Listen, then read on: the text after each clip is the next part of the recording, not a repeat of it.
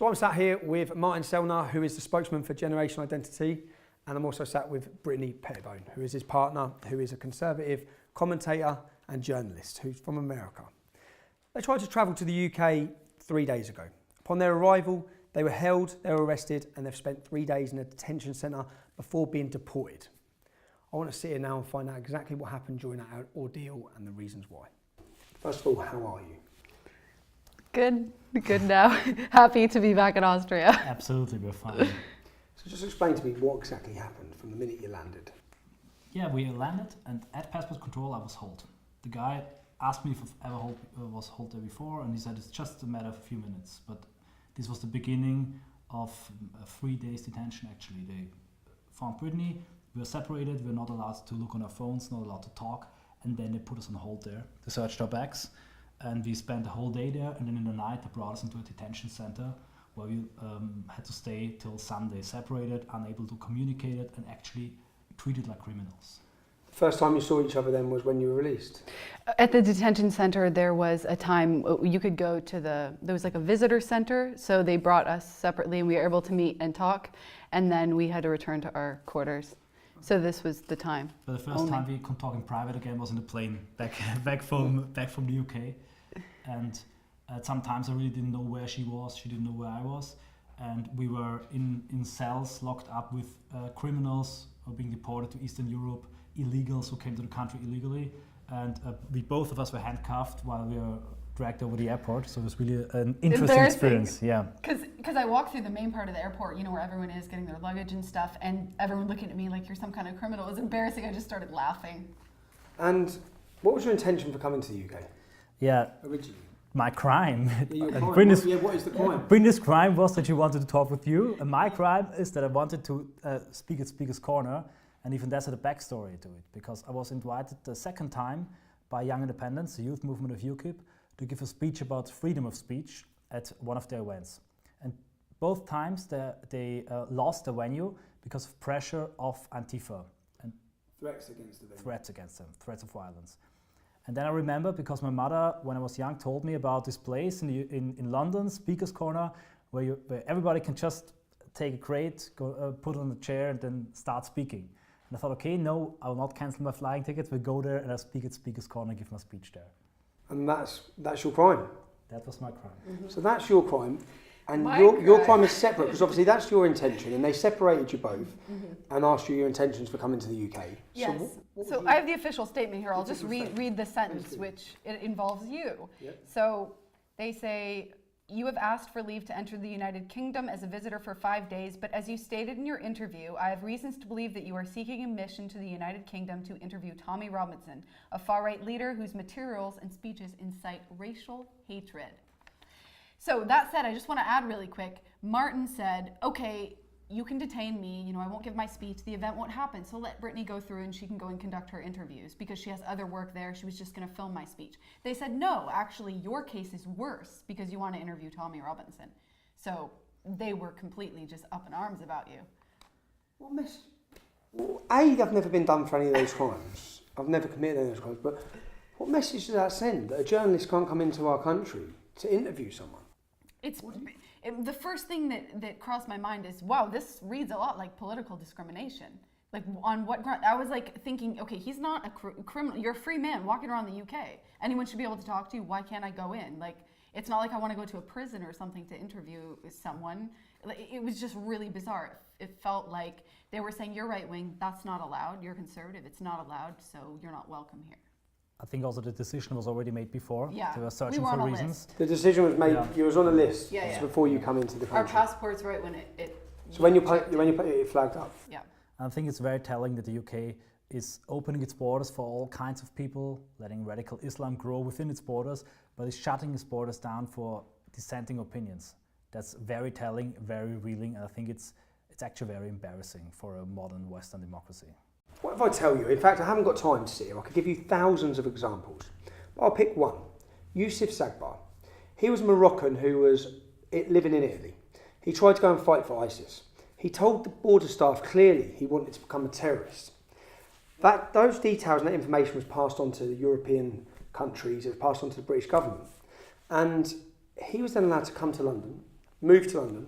He wasn't stopped. He went on to commit a terrorist attack at London Bridge, killing 8 people and injuring 48. So what is it about yourselves that's more dangerous than him? How can we make sense of that? I think it's crazy, it's telling, it's embarrassing that the British government wants to protect its citizens from dangerous thoughts more than from terrorist strikes, trucks and bombs. They're afraid of dissenting opinions. Mm-hmm. And do you think, I've asked you a question, what do you think their fear was in your presence here? Do you think they were scared of you or what you were going to say? Or do you think they're scared of the reaction? I think it's a little bit of both, because the thing is, we've never incited any kind of violence, ever. We simply want to go places and speak. We're not like chasing after, crazy things happening. We just wanted to go and speak peacefully. And we stated that in a video before we went to the UK. What troubles me is the fact that they don't ever pursue Antifa, who set up a counter-protest on Facebook. Then many of them were tweeting for over the course of several days about how they're going to shut this down by any means necessary. And the fact that the UK patrols online hate speech so often, and yet they don't go after Antifa, who are threatening all this kinds of violence, and they persecute people who just want to go speak freely and peacefully, it's mind-boggling. And it should be very eye-opening. I don't understand why people in the UK will stand for it. So they said to you as one of the reasons was that they believed that your presence here could inflame tensions. Exactly. So the Antifa got exactly what they wanted. The state just acted as a puppet for Antifa, bending to their will. I mean, with such a government, who needs Antifa? Because Antifa wanted to shut my protest down, wanted to prevent me from going to Speaker's Corner, and the state exactly acted like this.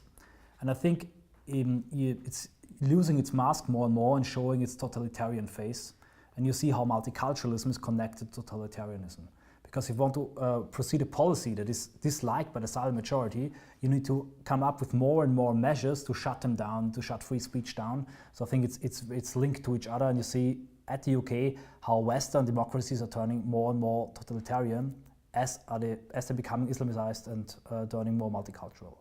Has your view changed from what you thought of Britain 3 days ago?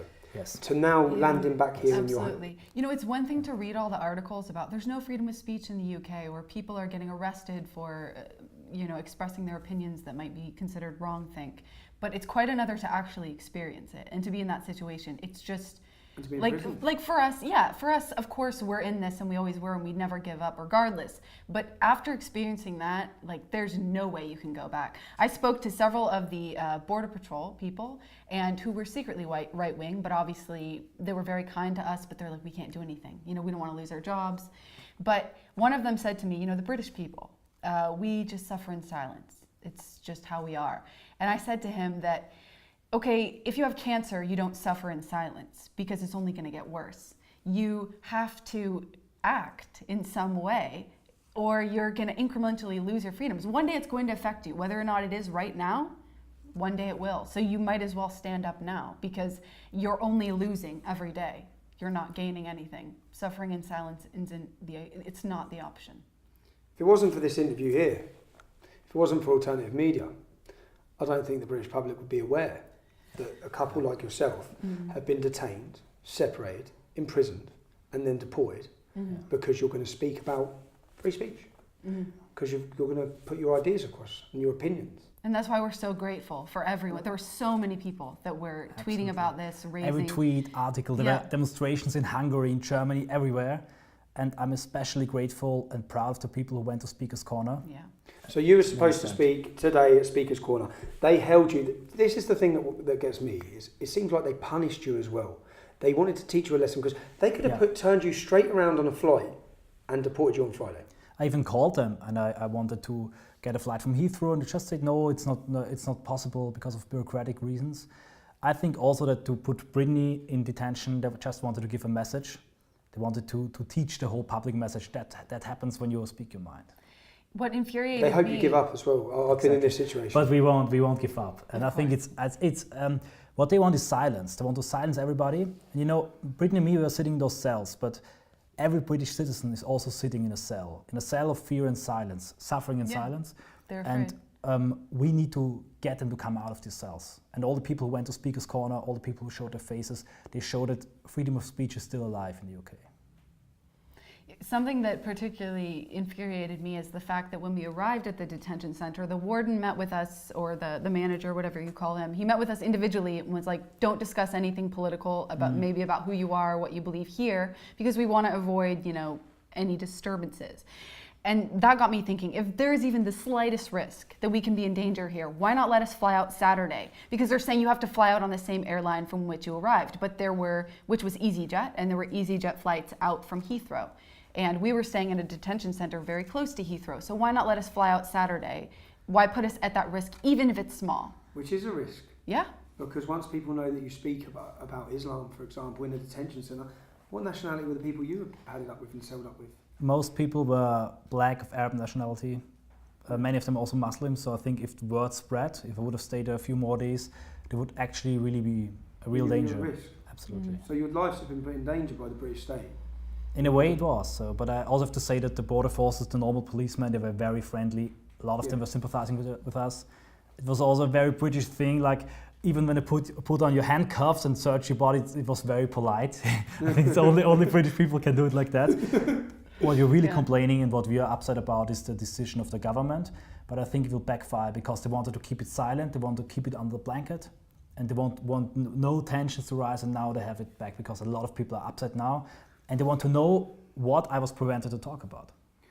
Well, I've seen this for years, and what the British government have attempted to do is obviously silence you. And what I believe the reason for that is because they are worried about the reaction. They're always, so basically they'll take away your rights, like they take away my rights, because of a violent opposition. Now, they can stop you travelling to the UK. They can't stop me. That's my country. Mm-hmm.